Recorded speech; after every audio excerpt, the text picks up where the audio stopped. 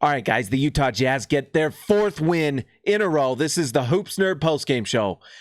It was a fun night to watch the Jazz because you got to see 2 interesting things. You got to see Jae Crowder return to Utah, which was nice to see. Good job, Jazz fans, for giving him the ovation, a standing ovation for Jae. Hey, if you come to Utah, you play hard, you stand up for your team, and you come with fight every night, then you're going to be appreciated by Jazz fans. And I hope Miami Heat fans appreciate Jae Crowder for all the things he does that don't really show up on a stat sheet. Jae Crowder brings it every night, and he is willing to. If there is a fight on the court, Jae Crowder is somehow there. He has just a nose for it. He is always there to protect his teammates, and he gives other guys courage to be on the floor. Although on Miami, I don't know if they need that. They've got someone like that in Jimmy Butler, who is, he's a junkyard dog in and of itself. But it's nice to have someone like Jae Crowder, who is just loyal to a fault almost, because he will fight anyone. He will get a T. He does not care. It's nice to see Jae Crowder come back. The second thing that was nice to see was Andre Iguodala playing for the Heat. We got to kind of see what that looks like. And I think, honestly, it's going to take some time for him to gel because he's been not playing basketball for a while. Tonight, it looked like, there wasn't as much of an impact maybe as you could expect. And I think that's probably just going to take time for him to get back into it. You got to remember that Andre Iguodala is 36. And he's probably not going to do any more than just come off the bench and play defense, and probably close games for them at times, depending on who they're playing, and to just play defense at the end of games. Because Iguodala, if he has to, can shoot the corner 3. Tonight we saw Iguodala shoot, tonight he was 3 for 6 from 3. I mean, that's really good. He's not a lights out 3-point shooter, but he's good enough, and he's a good enough corner 3 shooter that he's pretty decent. So when you combine that with his defense, and he had a couple plays today where you just saw that like Hall of Fame level defense, and he's going to be helpful for the Heat. Offensively, he's not going to bring a lot besides cutting and corner 3s. That's just kind of what he does. But defensively, he is a game changer, and you can put him on the best player on the opposing team, and he affects the game. And that's going to be nice for the Heat. It could be the thing that gets them through a series. Like, let's say they play the Philadelphia 76ers. Iguodala can get them over the hump. The other thing you got to talk about with this game, Jimmy Butler was Jimmy Butler. He's just such a force on the court. Everywhere Jimmy Butler goes, that team wins.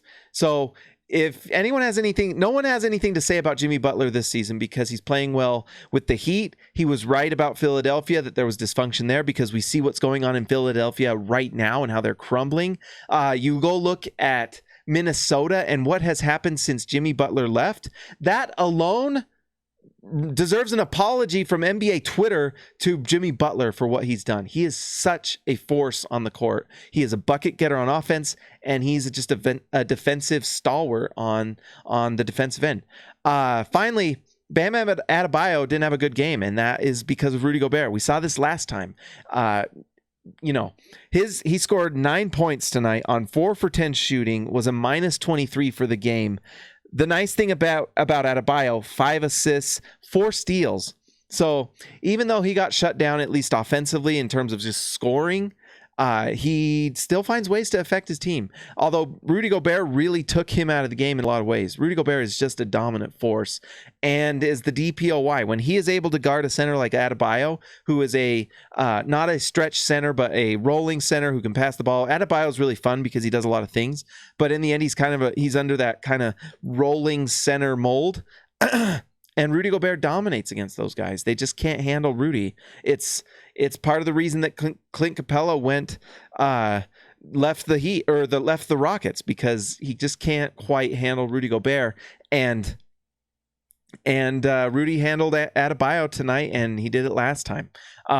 Rudy Gobert is just an absolute force. Tonight, Rudy Gobert had 16 points, 20 rebounds, an assist, and 2 blocks. Rudy was just absolutely a force, and a plus 25 for the game to lead the Jazz. Rudy Gobert is incredible. When Rudy Gobert is playing well, and tonight Rudy Gobert looked a lot healthier and better to me. He looked like he had a little hop in his step. he's just a force, and he can guard on the perimeter. He can go back to the basket. We saw multiple times. We see guys challenge him, go to the rim, and he blocks the shot. He's just a force. The other guy who looked so much better tonight, Donovan Mitchell. Donovan Mitchell just looked healthier. He made better decisions. He only had, let's see, before I say that, how many turnovers did he have? 3. But you know what? One of those 3 turnovers was the end of game running out the shot clock at the end, which counts as a turnover, which is stupid. So 2 turnovers for Donovan Mitchell tonight, 9 for 16 from the field, 4 for 8 from 3, 5 rebounds, 4 assists. Donovan was all-star Donovan tonight, and he's looked a little off recently.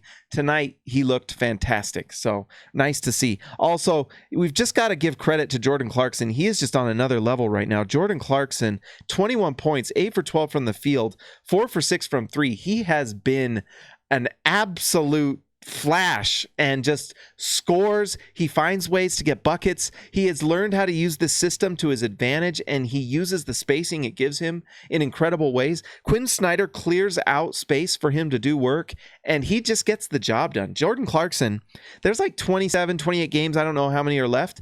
Jordan Clarkson deserves some 6 Man of the Year votes for his time in Utah. He won't win it probably, but man, if he keeps doing this every night, he deserves credit and he deserves votes because he has been just phenomenal for Utah. And honestly, if you look at what he did with Cleveland and now what he's doing with Utah, he deserves some votes for what he's done on both teams. He has been absolutely phenomenal and has changed everything for Utah's offense on the bench. It's been fantastic. And so it's nice to see the Jazz just figuring out their weapons. Moutier wasn't very good tonight, and so it's just nice to see the Jazz really have figured out their rotation. When Mike Conley comes back and he plays with that second unit and Jordan Clarkson's just killing guys, it's really, really fun to watch. Guys, like and subscribe to this channel. I will talk to you later.